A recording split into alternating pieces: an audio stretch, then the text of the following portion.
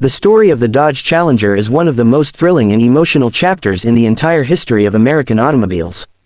It is a car that was born in fire, raced through glory, survived near death, and came back stronger than ever.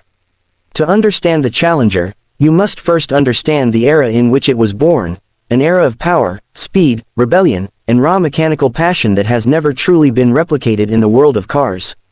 The year was 1969, and America was alive with energy.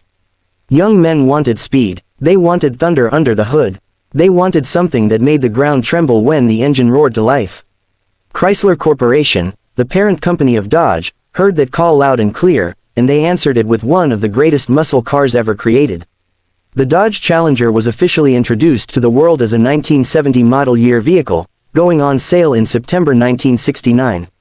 It was built at the Hamtramck assembly plant in Michigan, and from the very first day it rolled off the production line, it was clear that this was something special. The Challenger was designed to compete directly with the Ford Mustang and the Pontiac Firebird, two of the most popular muscle cars of that generation. Chrysler wanted a piece of that market, and they did not just want to compete, they wanted to dominate. The design of the 1970 Dodge Challenger was breathtaking by any standard. It had a long hood, a short rear deck, a wide aggressive stance, and muscular body lines that looked like the car was always moving even when it was standing still. The car sat on a 110-inch wheelbase, which was slightly longer than its Chrysler sister car, the Plymouth Barracuda, giving it a more stretched and powerful appearance. The interior was surprisingly luxurious for a muscle car, with bucket seats, wood grain trim options, and a dashboard that felt like the cockpit of a fighter jet. Dodge offered the Challenger in multiple body styles including a hardtop coupe and a convertible, giving buyers options based on their lifestyle and preference. Now let us talk about what truly mattered, the engines. The 1970 Dodge Challenger came with an enormous range of engine options that catered to everyone from the casual driver to the full-blown racing enthusiast. The base engine was a 198 cubic inch slant 6 producing around 125 horsepower, which was fine for daily driving but hardly exciting. Moving up the ladder, buyers could choose from a 318 cubic inch V8, a 340 cubic inch V8, and a 383 cubic inch V8, each offering progressively more power and performance. But the kings of the lineup were the legendary big block engines. The 440 cubic inch Magnum V8 produced an incredible 375 horsepower, and the 446 pack, which featured 3 two-barrel carburetors, pushed that number even higher. Then there was the absolute pinnacle, the 426 Hemi V8. This engine is considered by many automotive historians to be one of the greatest engines ever placed inside a street car.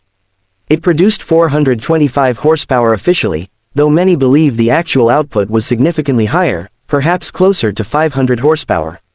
Chrysler famously underrated the power of their performance engines during this era, partly to avoid insurance complications for buyers. The 426 Hemi Challenger could run the quarter mile in under 14 seconds, a figure that was absolutely terrifying for 1970. The price of the 1970 Dodge Challenger varied significantly depending on the trim level and options chosen. The base model hardtop started at approximately $2,998, which in today's money would be roughly $24,000 to $25,000.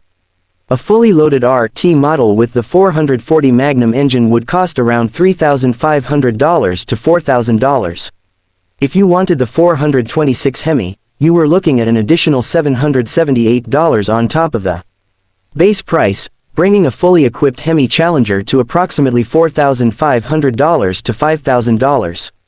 Today, an original 1970 Dodge Challenger in good condition sells for anywhere between $80,000 and $200,000, and a numbers-matching Hemi Challenger in excellent condition can fetch over $500,000 at auction, making it one of the most valuable American muscle cars in existence.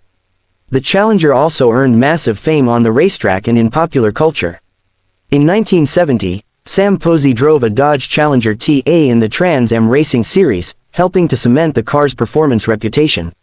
The Challenger TA was a special homologation model built specifically to qualify Dodge for Trans Am competition. It featured a unique fiberglass hood with a functional scoop, side exhaust pipes, and a rear spoiler. Only 2,399 TA models were ever built, making them extraordinarily rare and valuable today. But perhaps the most iconic moment in the Challenger's cultural history came in 1971 with the release of the film Vanishing Point, in which a white 1970 Dodge Challenger RT became the star of the movie, racing across the American desert in one of the most exhilarating car chase films ever made. That white Challenger became a symbol of freedom, rebellion, and the open road, and it burned itself into the consciousness of car lovers around the world forever. Unfortunately, the original Dodge Challenger did not have a long production run. The Arab oil embargo of 1973, combined with tightening emissions regulations and rising insurance costs for high-performance vehicles, began to strangle the muscle car era. Chrysler was forced to detune their engines significantly, and by 1974, the Challenger had lost much of its performance character. Production of the first-generation Challenger ended in 1974 after 5 model years. During that time, Dodge produced approximately 188,000 Challengers in total across all variants, with the 1970 model year being by far the most popular and the most significant. After 1974, the Challenger name went on a long hiatus, returning briefly in the late 1970s as a badge-engineered Mitsubishi compact, which disappointed muscle car fans greatly. The true resurrection of the Challenger did not come until 2008, when Dodge reintroduced the Challenger as a modern muscle car heavily inspired by the original 1970 design.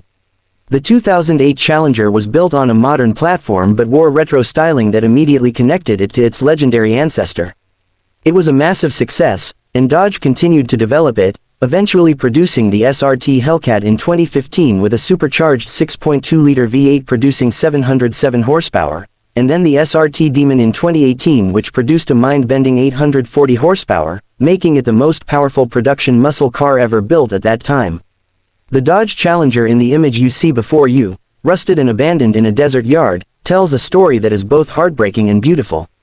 That car, eaten by time and weather, was once somebody's dream machine. It once had a thundering engine, polished chrome, and the open road in front of it. Even in its decay, the shape is unmistakable. The long hood, the wide haunches, the iconic roofline that belongs only to a Challenger. Cars like this are the reason restoration culture exists.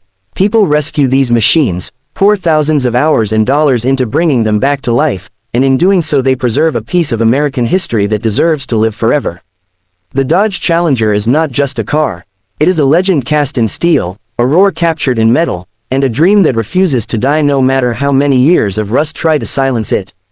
If you love cars and history as much as we do, please like, share, and subscribe to our channel CarPoint and History. Your support keeps these incredible stories alive and helps us bring you more amazing content about the cars that shape the world.